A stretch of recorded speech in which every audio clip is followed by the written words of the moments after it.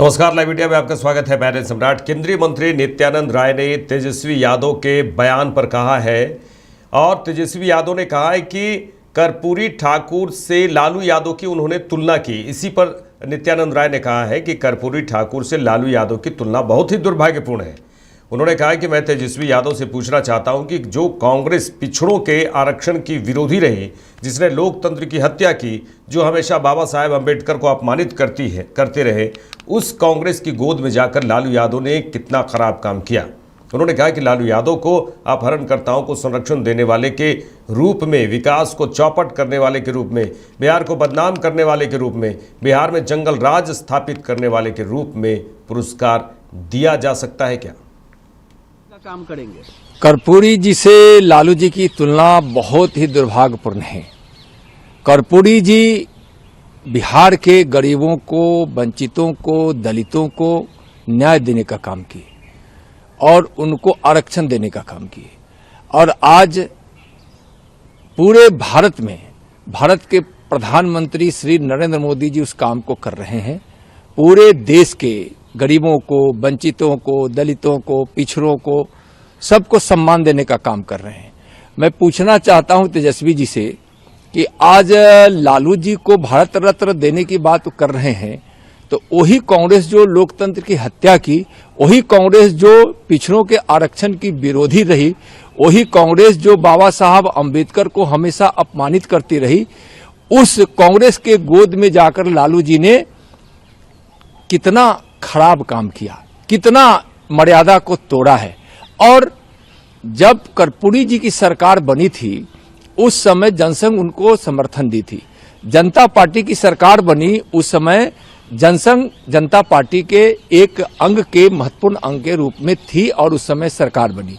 और जब लालू जी कांग्रेस के साथ थे तो ओबीसी आयोग को कभी संवैधानिक दर्जा नहीं मिला, जो काम माननीय प्रधानमंत्री श्री नरेंद्र मोदी जी देने का काम किए। इसलिए सामाजिक न्याय और विकास की प्रमूर्ति रहने वाले कर्पूरी जी को भारत रत्न देकर माननीय प्रधानमंत्री जी ने बहुत ही अच्छा काम किया। और आज हमारे विकास के पुरोधा और हमारे सामाजिक न्याय और देश के प्रति जो निष्ठा है, भारत मां के एक सच्चे सपूत के रूप में आज साबित हो चुके नरेंद्र मोदी जी उस काम को कर रहे हैं। तो फिर लालू जी को क्यों भारत रत्न दिया जाए? इसलिए कि जब उनकी सरकार थी तो जब अपहरण होता था तो उस अपहरण की डीलिंग उनके जानकारी में सीएम आवास में होता था। क्या लालू जी के जमाने में पिछड़ों को, अति पिछड़ों को, दलितों को लूटा नहीं गया, दबाया नहीं गया? लूट ली जाती थी दुकानों को। जहां मोची के दुकान पर काम करने वाले हमारे रविदास भाई से जूता का पॉलिश करवाकर भी आरजेडी के लोग पैसा नहीं देते थे। खुलेआम गुंडागर्दी करते थे, थानों पर कब्जा कर रखे थे और जनता त्राहिमाम कर रही थी। जंगल राज स्थापित था। अपहरण करने वाले लोगों को शरण उनके मंत्री के आवास पे होता था। तो इस तरह से जंगल राज स्थापित करने वाले लालू जी को भारत रत्न क्यों मिले? तेजस्वी जी भी उसी राह पे चल रहे हैं।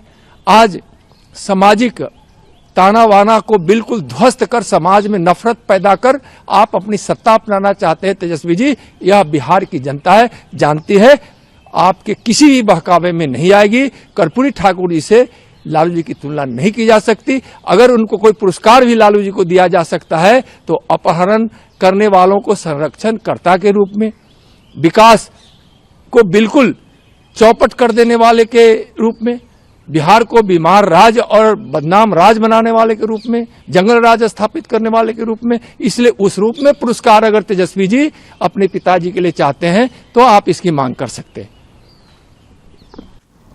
चलिए आगे बढ़ेंगे। महाकुंभ को लेकर समाजवादी पार्टी के नेता शिवपाल यादव ने कहा है कि पीआर बढ़ाने के लिए सरकारी धन का दुरुपयोग किया गया महाकुंभ में। ऐसी सरकार को इस्तीफा देनी चाहिए। 144 साल के बाद जो ये महाकुंभ हुआ है, उन्होंने कहा कि 144 साल का उल्लेख ग्रंथों में कहीं है ही नहीं। पीआर बढ़ाने के लिए सरकारी धन का दुरुपयोग किया है, ऐसी सरकार को इस्तीफा दे देना चाहिए। सर, बार-बार 144 साल का जिक्र होता है। देखिए, अगर 144 144 साल का जो जिक्र हुआ है ग्रंथों में कहीं नहीं है। अगर कहीं है तो ये बताएं। तो केवल पीआर बढ़ाने के लिए उन्होंने इस तरीके का सरकारी धन का दुरुपयोग किया है, तो इनको इस्तीफा दे देना चाहिए। सर, कांग्रेस के नेता कतर के अमीर शेख तमीम बिन हमद अल थानी राष्ट्रपति भवन पहुंचे। इस अवसर पर प्रधानमंत्री नरेंद्र मोदी और राष्ट्रपति द्रौपदी मुर्मू भी मौजूद रहीं।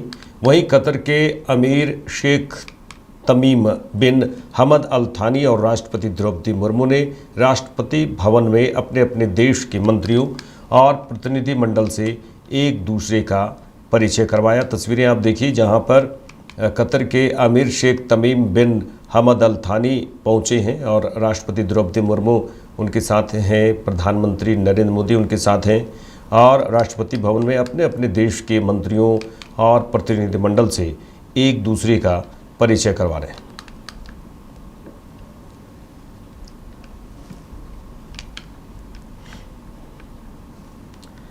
आरजेडी नेता तेजस्वी यादव ने क्या कहा है आइए सुनेंगे। लेकिन देखिए, जब कर्पूरी ठाकुर ने उन्होंने कहा कि जब कर्पूरी ठाकुर ने आरक्षण लागू किया तो कुछ लोग उन्हें गाली देते थे। कर्पूरी ठाकुर को तेजस्वी यादव ये बता रहे हैं उन्होंने। लेकिन आज उनकी ताकत देखिए, जो लोग उन्हें गाली देते थे, उन्होंने कहा कि जो लोग उन्हें गाली देते थे वही उन्हें अब भारत रत्न दे रहे हैं। यह समाजवाद की असली ताकत है। उन्होंने बड़ी बात यह कह डाली है कि आज लालू जी को जो लोग गाली दे रहे हैं, आने वाले समय में वही लोग उन्हें भी भारत रत्न देंगे। भर्ती गालियां देते थे जब कर्पूरी जी ने आरक्षण को लागू किया। आज कर्पूरी जी की ताकत को देखिए कि जो लोग गाली देते थे आज उनको भारत रत्न देना पड़ रहा है। ये ये ताकत है कर्पूरी जी की। आज भी कर्पूरी जी प्रासंगिक है। जो गाली दिया आज वो भारत रत्न दे रहे हैं और हम उनको कह देना चाह रहे हैं, आज लालू जी को जो लोग गाली दे दे करके टीटीएम कर रहे हैं मोदी जी का, आज तो लालू जी को गाली दे रहे हो, लेकिन आने वाले समय में उनको भी तुम लोग भारत रत्न देने का काम करो। उत्तर प्रदेश का बजट सत्र शुरू होने वाला है। उत्तर प्रदेश विधानमंडल की कार्यवाही प्रारंभ होने के साथ ही राज्यपाल द्वारा सदन को संबोधित किया गया। राज्यपाल के अभिभाषण पर ही सदन में हंगामा शुरू हो गया। आपको बता दें कि 20 फरवरी को सदन में उत्तर प्रदेश का वर्ष 2025-26 का आम बजट पेश किया जाना है। सत्र 18 फरवरी से यानी आज के दिन से 5 मार्च तक प्रस्तावित किया गया है। उत्तर प्रदेश के इतिहास में ऐसे बहुत कम अवसर आए हैं जब इतने लंबे समय तक सत्र आहूत किया गया हो। बता दें कि विपक्ष के द्वारा लगातार महाकुंभ में हुए भगदड़ को लेकर सरकार को घेरने की कोशिश की जा रही है। एसपी नेता शिवपाल यादव ने कहा कि योगी सरकार ने आस्था के महाकुंभ में उनकी जो व्यवस्था है पूरी तरह से फेल है। अब तक लगभग 53 करोड़ से अधिक श्रद्धालु जन पावन त्रिवेणी में आस्था की पवित्र डुबकी लगा चुके। मौनी अमावस्या की एक दुर्भाग्यपूर्ण घटना से हम सभी अत्यंत दुखी। इसमें कुछ श्रद्धालु गंभीर रूप से घायल हो गए, जिसमें से कुछ श्रद्धालुओं की दुखद मृत्यु भी हुई। समय काल प्रवलित हुए ऐसे पुण्य आत्माओं के प्रति मेरी विनम्र श्रद्धांजलि तथा उनके शोक संतप्त परिजनों के प्रति मैं संवेदना व्यक्त करती हूँ। अंत्योदय से सर्वोदय मेरी सरकार का मंत्र है। समाज के अंतिम पायदान पर खड़े आर्थिक दृष्टि से सबसे कमजोर परिवारों को विकास की मुख्य धारा में लाने के लिए सरकार ने गांधी जयंती के अवसर पर 2 अक्टूबर 2024 से जीरो पॉवर्टी अभियान की शुरुआत की है।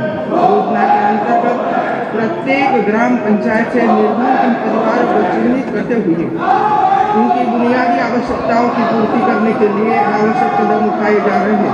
सरकार का यह प्रयास है कि इन परिवार को ऐसी आर्थिक गतिविधियों के साथ जोड़ा जाए जिससे प्रति वर्ष कम से कम रुपया 1,25,000 की आमदनी सतत तरीके से हो सके। भारत सरकार में प्रस्तुत बजट वर्ष 2025-26 में विकसित भारत की परिकल्पना भी जीरो पॉवर्टी को पहले स्थान पर रखा है।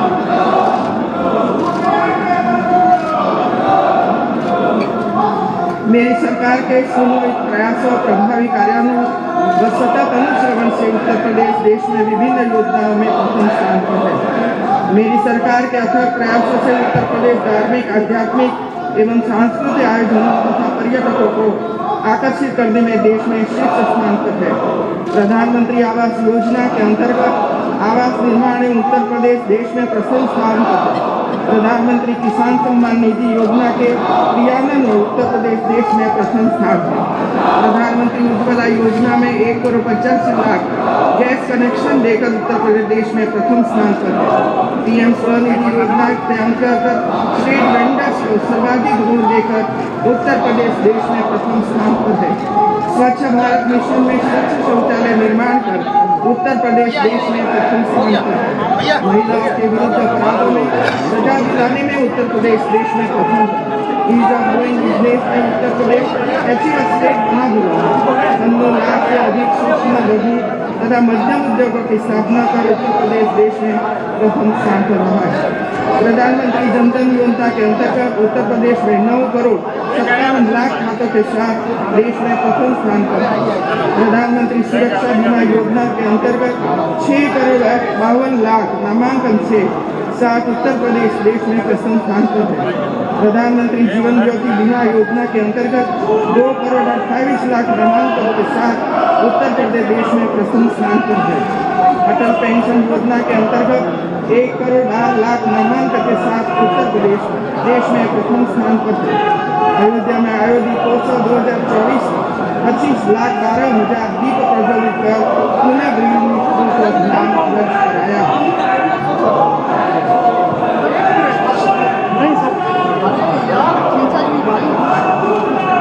कृषि निवेशों में किसानों को देय अनुदान डीबीटी के माध्यम से भुगतान करने वाला देश में उत्तर प्रदेश पहला राज्य है। तृतीय राष्ट्रीय जल पुरस्कार में उत्तर प्रदेश को देश में प्रथम स्थान प्राप्त हुआ है। गन्ना एवं चीनी खाद्यान्न, आम, दुग्ध, आलू, जीरा उत्पादन में उत्तर प्रदेश का देश में लगातार प्रथम स्थान रहा है। देश में एथेनॉल के उत्पादन व आपूर्ति करने में उत्तर प्रदेश प्रथम स्थान पर है। ई मार्केट प्लेस के अंतर्गत सर्वाधिक सरकारी क्रय करने वाला उत्तर प्रदेश देश का पहला राज्य बना है। क्रेता विक्रेता गौरव सम्मान समारोह 2023 में प्रदेश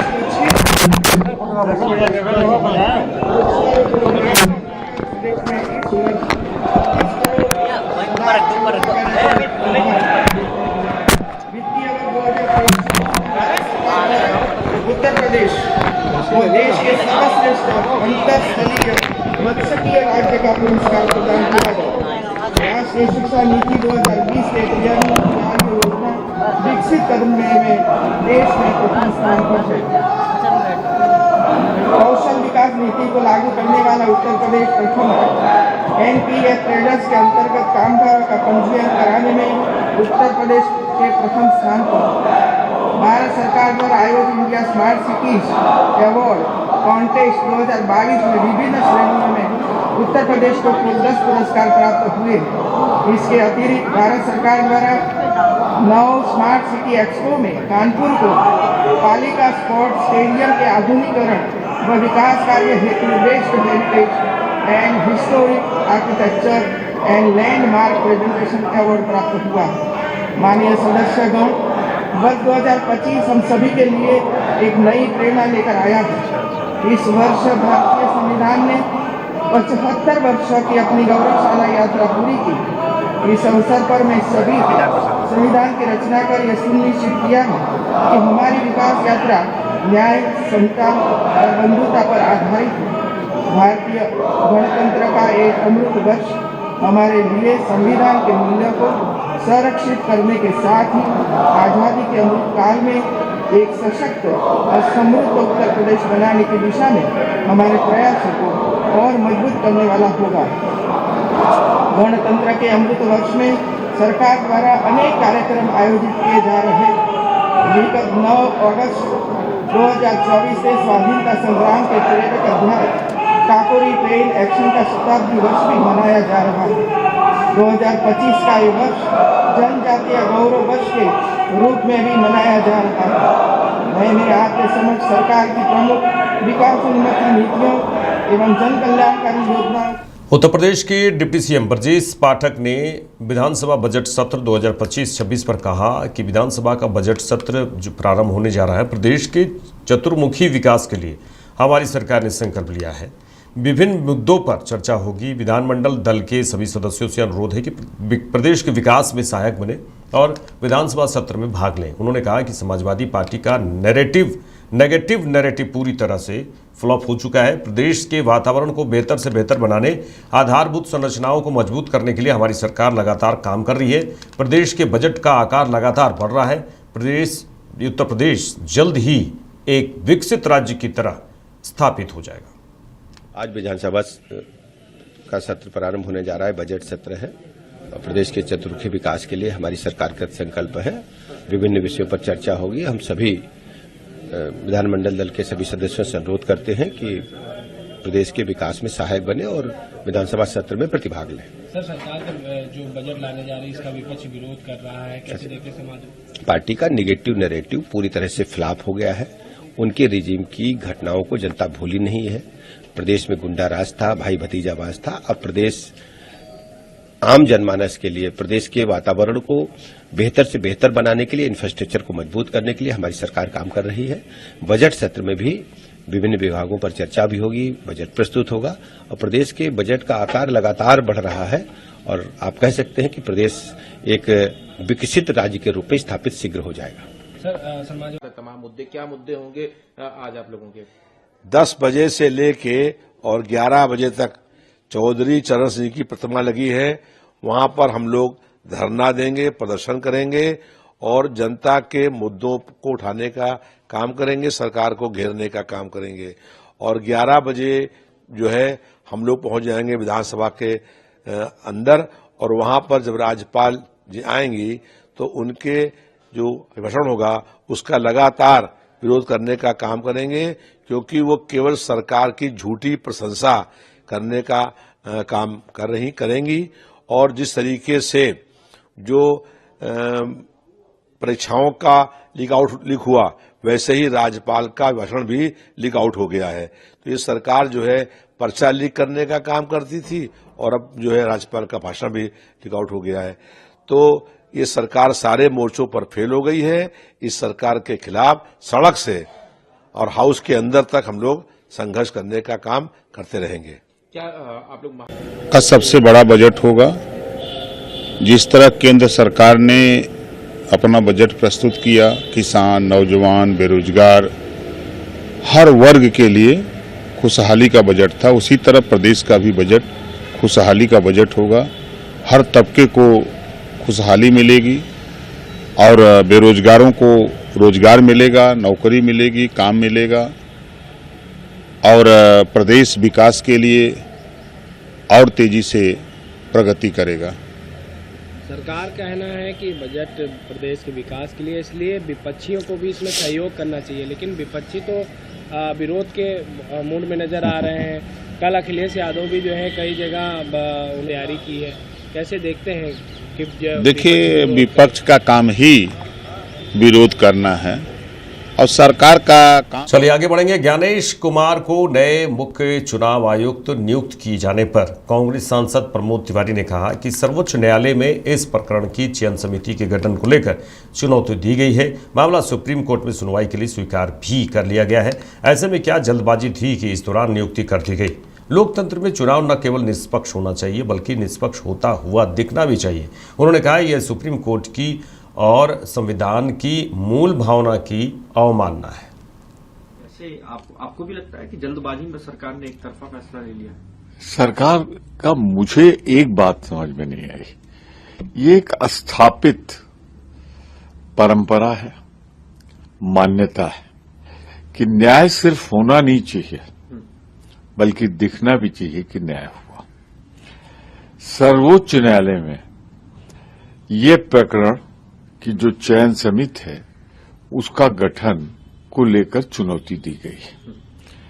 मामला सुप्रीम कोर्ट ने स्वीकार भी कर लिया है सुनवाई के लिए। ऐसे में क्या जल्दी थी कि आपने वही जो चुनौती दी गई, जिसको जो विवादित है समिति, जिसमें आपने चीफ जस्टिस ऑफ इंडिया को हटाया है या उनके नॉमिनी को, उसमें आपने नियुक्ति कर दी।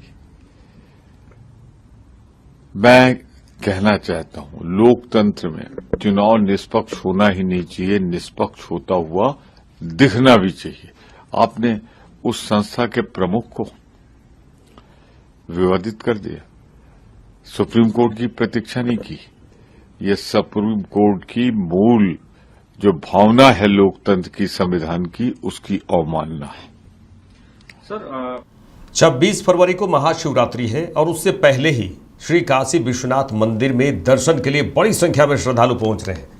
और आपको बता दें कि विश्वनाथ मंदिर के मुख्य कार्यपालक अधिकारी विश्वभूषण मिश्रा ने बताया कि सबसे कम दिनों वाला माह होने के बाद भी कुंभ के प्रवाह के फलस्वरूप फरवरी 2025 वो महीना है जब सर्वाधिक श्रद्धालुओं की संख्या इस धाम में आई है। पहले हमारे शिवरात्रि वाले माह के जो आंकड़े रहे हैं यह उसकी तुलना में सबसे अधिक है। श्री काशी विश्वनाथ में प्रबंधन के इंतजाम पहले दिन से ही पूर्ण है, जिसके लिए उन्होंने कहा है कि हमने महाकुंभ से पहले ही तैयारियां कर ली थी। कि सबसे कम दिनों वाला माह होने के बाद भी कुंभ के पलट प्रवाह के फलस्वरूप ही फरवरी 2025 जो है वह सर्वाधिक श्रद्धालुओं की संख्या जिसमें धाम में आई है, ऐसा एक माह बन जाएगा। तो यह लगातार जो पहले हमारे श्रावण मास के आंकड़े रहे अथवा शिवरात्रि वाले मास के आंकड़े रहे, उन सबसे अधिक है। और कुंभ का प्रभाव ऐसा रहा है कि महाकुंभ की जो माह है उसमें सबसे अधिक हमारे पास श्रद्धालुओं की संख्या आई है। सर, मंदिर प्रशासन की तरफ से श्रद्धालुओं के लिए किस तरीके के इंतजाम किए गए, किस तरीके से क्राउड मैनेजमेंट कर रहे हैं और किस तरीके से मॉनिटरिंग की है? श्री काशी विश्वनाथ धाम में क्राउड मैनेजमेंट की एक स्टैंडर्ड ड्रिल है और उसके लिए जो अधिकतम संख्या यहाँ हम लोग जो संभाल सकते हैं, जो और बेस्ट जो प्रबंध किए जा सकते हैं, वो चाहे क्राउड मैनेजमेंट के हों, चाहे लोगों के आने जाने के हों, चाहे जो है वो लोगों की जन सुविधाओं के हों अथवा सुरक्षा के हों, वो सभी पहले से ही पहले दिन से प्लेस में है। उसके लिए हम लोगों ने कुंभ के पहले ही तैयारी कर ली थी और यही अधिकतम है जो हम कर सकते हैं। इस समय एंड टू एंड रेलिंग्स लगी हुई हैं, लोगों को गुड़ पानी चना इन सब की व्यवस्था दी गई है। मंडलायुक्त महोदय जो वाराणसी के हैं वो यहाँ कार्यपालक समिति के अध्यक्ष भी होते हैं। उन्होंने एक उनका इनोवेटिव आइडिया था जो गर्भगृह पर सीढ़ीदार जो लगाकर चैनल्स और वहां से 2 लाइनें एक साथ एक गेट से निकाली जा सकें, उसका भी बहुत प्रभाव पड़ा है जिससे हम बहुत तेजी से संख्या में लोगों को निकाल सकें। मेरे साथ इस बुलेटिन में नई देश दुनिया की तमाम खबरों के लिए देखते रहिए लाइव इंडिया। नमस्कार।